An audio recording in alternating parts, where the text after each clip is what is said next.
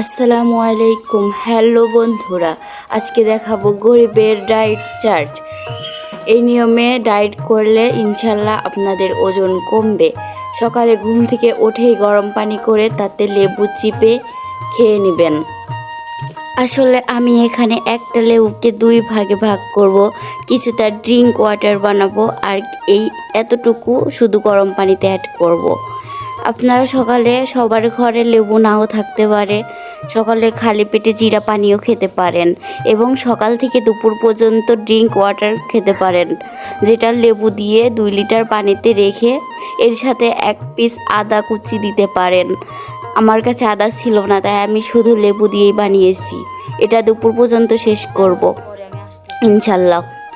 তবে ডায়েটের পাশাপাশি আপনাকে মিষ্টি জাতীয় খাবার বাদ দিতে হবে, চিনি, কফি, দুধ এগুলো বাদ দিতে হবে পুরোপুরি। এবং আপনি এই লেবু পানিতে চিনি বা মধু কোনোটাই অ্যাড করতে পারবেন না, সকালের গরম পানিতেও অ্যাড করতে পারবেন না।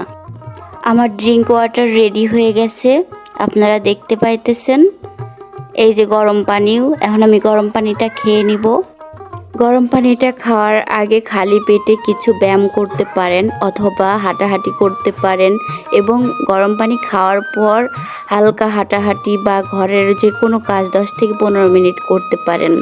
তারপর সকালের নাস্তায় যা খাবেন, একটি পাতলা রুটি, অল্প তেলে রান্না সবজি ভাজি বা ডাল, অথবা একটি ডিম ভাজি না করে ভালোভাবে সেদ্ধ করে খাইলে পারে। আর যদি ডিম না থাকে বা সম্ভব না হয়, তাহলে আপনি একটা পাতলা রুটি সবজি অথবা ডাল দিয়ে খেয়ে নিতে পারবেন, কিন্তু রুটিটা ঠিক পাতলাই হবে, মোটা করবেন না এবং এর বেশি নেবেন না।